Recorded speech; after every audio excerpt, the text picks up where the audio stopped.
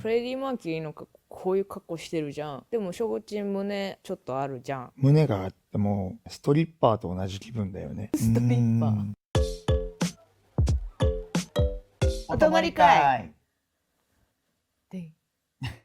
ようこそアミのお泊まり会へ。お泊まり会は毎回 LGBTQ のお友達を招いて We are more than sexuality をモットーにゴロゴロしながら語り合う番組です。今日のゲストはショゴチン呼んでます。ショゴチンどうぞ。こんばんは。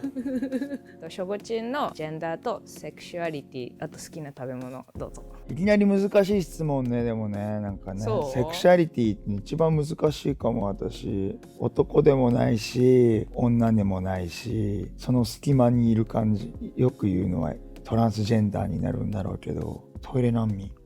トイレ難民。最近ジェンダーニュートラルなトイレも増えてきてるけど、それでもやっぱり男女別のトイレが多いから、そういう時どうするの？行かないだからコンビニのトイレとかって分かれてないじゃない。分かれてないトイレに入るか、なかったら我慢。ちなみにセクシュアリティは？セクシャリティはパンセクシャルっていう風になるのかな。特に男とか女とか MTF とか FTM とか性別になんか壁がないっていうか、好きな人は好き。好きな食べ物はさつまいも。今日さつまいもみたいな色した服着てるでしょ今日のメインテーマは服装。日本って制服があったりとか、決められた格好をしないといけないっていうことがたまにあるじゃない？そうね、就活の時もスーツ着ないといけないとか、自分の中身と合ってないなみたいなあった？中学と高校が6年間同じ学校で学ランだったの。学ラン？会社もバリッバリ営業だったからずっとスーツだったの。特に嫌ってことはなくて、それはそれでかっこいいなと思ったりもしたかな。中学高校その男子校ってすごい面白くって、そのいろんな男の子がいるわけ。すごい毛深い子とか、すごいフェミニンな子とか。フェミニンな子が着る学ランってなんか色っぽいんだよねベルバラとか宝塚とか、それに近いものがあって。ちなみにうちも女子校だったんですよ。私服で。珍しいよね。どうしても制服でスカートを履くのが嫌で。そんな嫌だったんだ。嫌だ。だってスカート3歳から履いてないの。履けてキュロットみたいなそれ逆に見てみたい。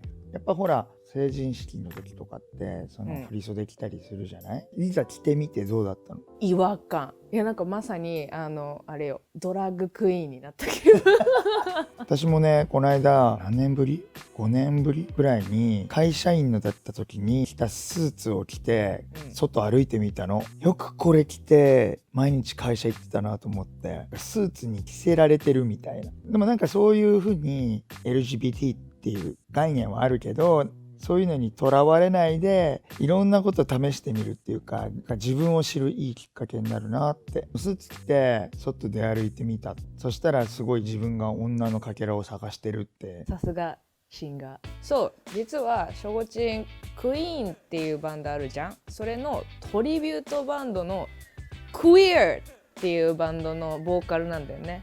そうだからこんな声なの今日フレディなんですよ。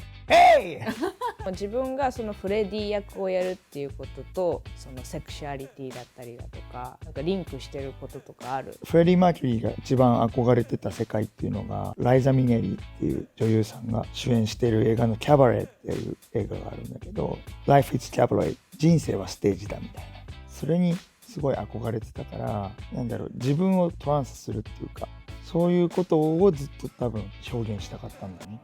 LGBTQ って誰にでも起こりうることだと思うのね。そういう自分を嫌いにならないでほしいと思うし、ならない方がいいと思う。